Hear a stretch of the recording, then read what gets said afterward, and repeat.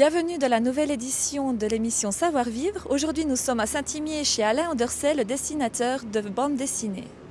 Ganz herzlich willkommen zu einer neuen Ausgabe von Savoir-Vivre. Wir sind heute in Saint-Imier beim Alain Oderset, der Comics zeichnet und schon einen Haufen künstlerische Sachen macht. Allons découvrir de plus près ce que Alain nous réserve. Alors Alain, expliquez-nous ici où nous nous trouvons exactement. Je crois bien que vous êtes dans mon atelier.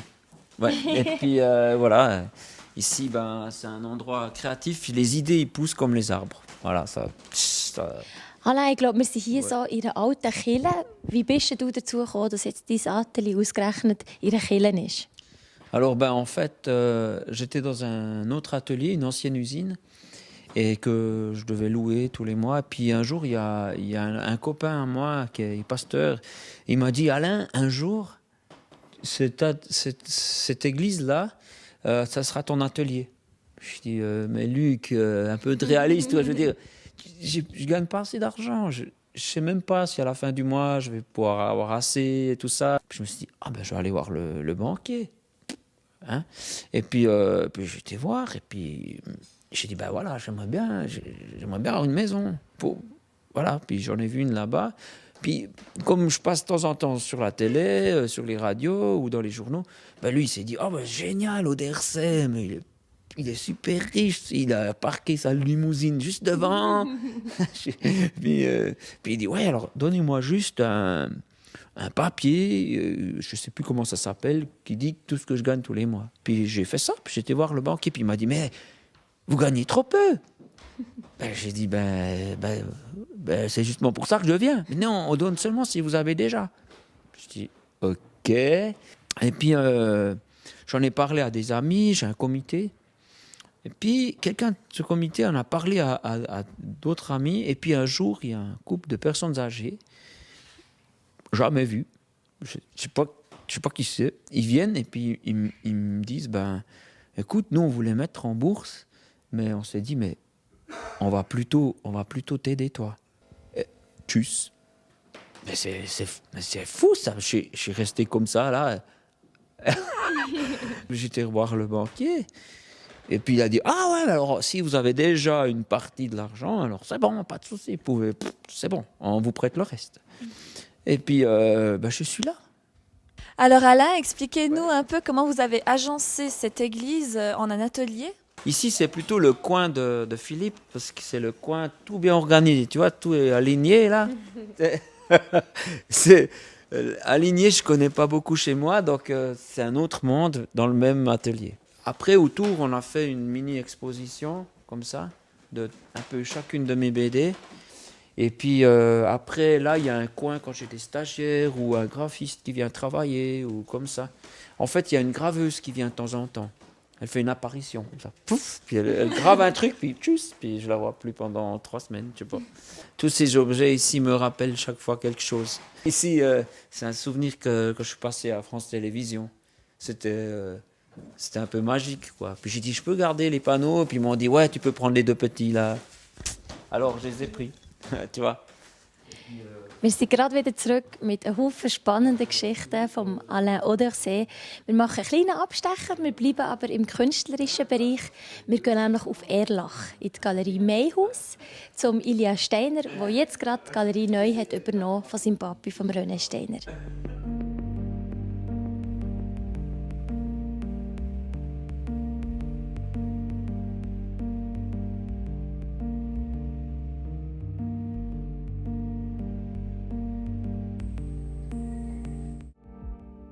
Alain, wir haben schon ganz viel von dir gehört, was du machst als Comiczeichner und so, aber jetzt nimmt es mich noch ein bisschen Wunder, wie du aufgewachsen bist und wie du deine Frau kennengelernt hast.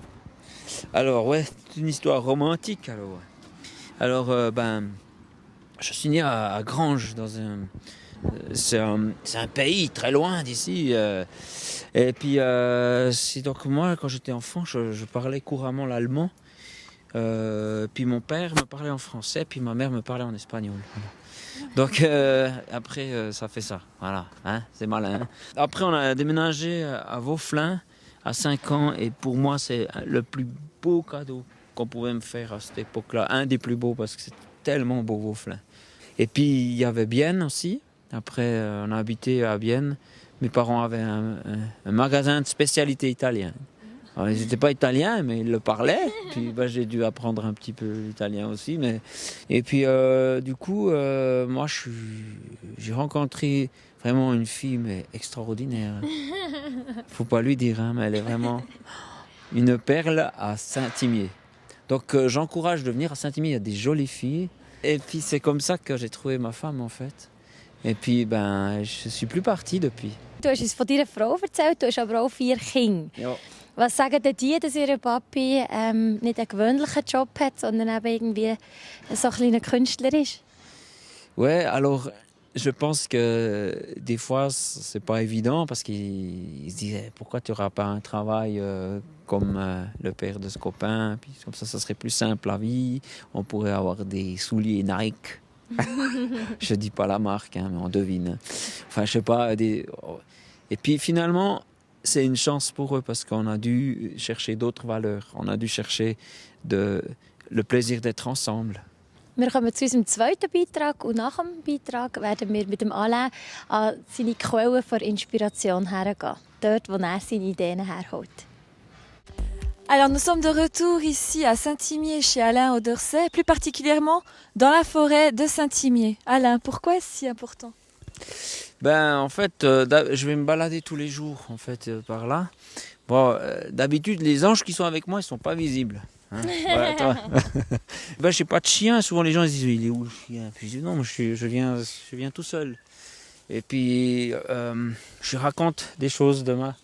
Et ce qui est vraiment impressionnant, c'est que sur ce chemin, j'ai des fois des idées, mais c'est énorme, quoi. Je viens des fois très tôt, parce que je me lève plus tôt, puis je viens pisser la nuit. Puis je rencontre quelqu'un qui se balade à 3 heures du matin comme moi. Oh, ça fout les boules. Je dis, mais qu'est-ce que tu fous là? T'es fou? Puis je dis, en fait, j'ai réalisé que moi aussi j'étais là.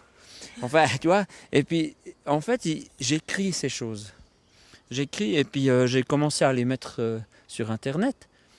Puis un jour, j'ai réalisé qu'en fait, il y a plein de gens qui lisent mes histoires. C'est des petits trucs de la vie.